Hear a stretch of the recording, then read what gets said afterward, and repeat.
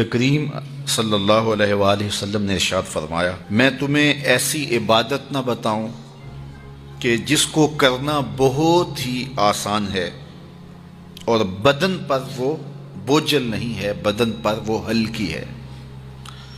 عبادتوں میں مشقت تو اٹھانا پڑتی ہے۔ آپ نماز پڑھنا چاہیں گے تو آپ کو وضو کرنا پڑے گا ٹھنڈے پانی سے، چل کے مسجد جانا پڑے گا، رکوع و سجود ہوں گے۔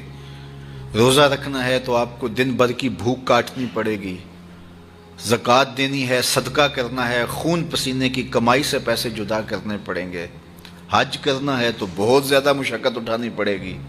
جتنے بھی اعمال ہیں خیر کے، اچھائی کے، ان میں بہت زیادہ مشقت اٹھانا پڑتی ہے۔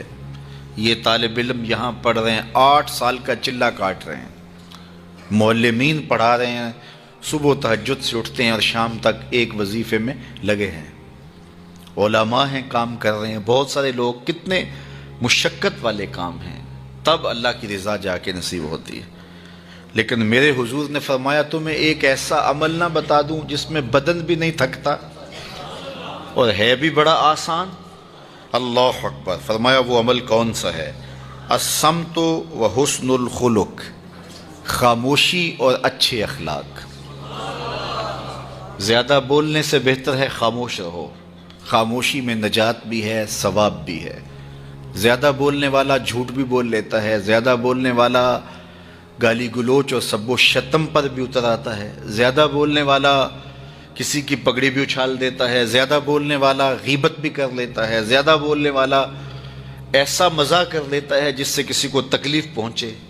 زیادہ بولنے والے سے بہت ساری غلطیاں ہو جاتی ہیں، جو تھوڑا بولے اس سے غلطیاں کم ہوتی ہیں، چونکہ انسان کے زیادہ گناہ جو ہے وہ اس کی زبان کی وجہ سے ہوتے ہیں۔ ایک روایت میں آتا ہے جب صبح ہوتی ہے سارے اعضائے بدنیاں زبان کے آگے ہاتھ جوڑتے ہیں، بی بی تو چپ رہنا، چونکہ بولتی تو ہے اور مصیبت سارے اعضائے بدنیاں کو سہنا پڑتی ہے۔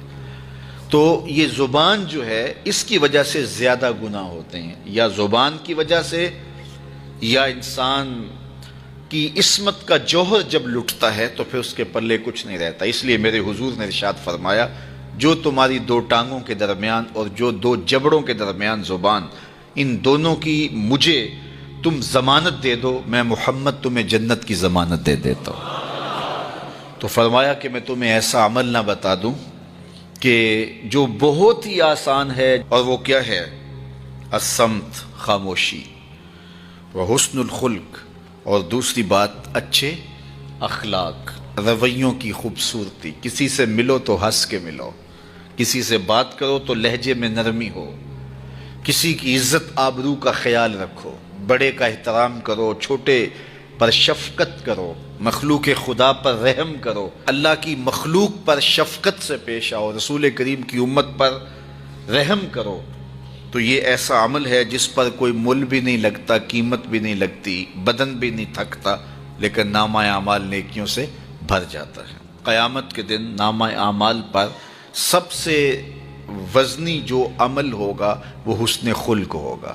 حضور نے فرمایا کہ بیہودگی اور فحش کلام کرنا، یہ سب کچھ جو ہے، تو فرمایا یہ اسلام میں سے نہیں ہے، اور بہترین اسلام وہ ہے جس میں خلق اچھے ہوں۔ حضور نے ارشاد فرمایا کہ جو حسن خلق ہے یہ گناہوں کو اس طرح مٹا دیتا ہے جس طرح جو مصفہ پانی ہوتا ہے، اچھا پانی ہوتا ہے، وہ بدن سے میل کچیل اتار دیتا ہے، اور جو برے اخلاق ہیں وہ عمل کو اس طرح فاسد اور ضائع کر دیتے ہیں جس طرح شہد کے اندر سرکہ ڈال دیا جائے تو شہد صحیح نہیں رہتا۔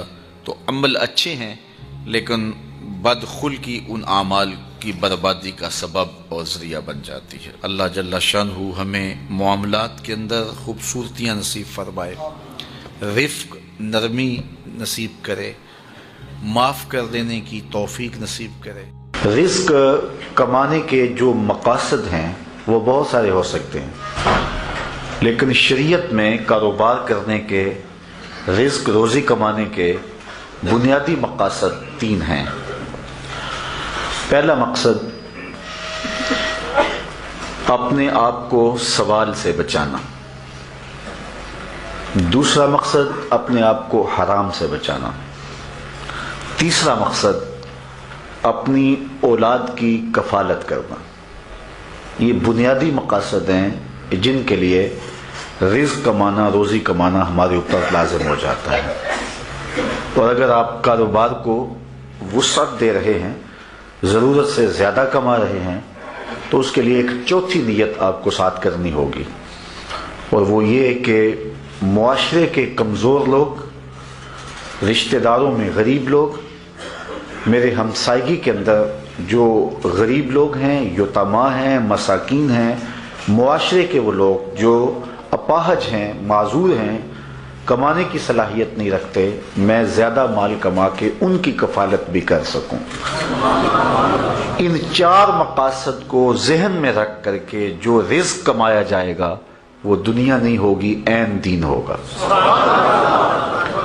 لیکن اگر ان چار مقاصد کے علاوہ رزق کمانے کا کوئی پانچواں مقصد بھی شامل ہو گیا تو وہ ان چار مقاصد کو بھی دنیا بنا دے گا.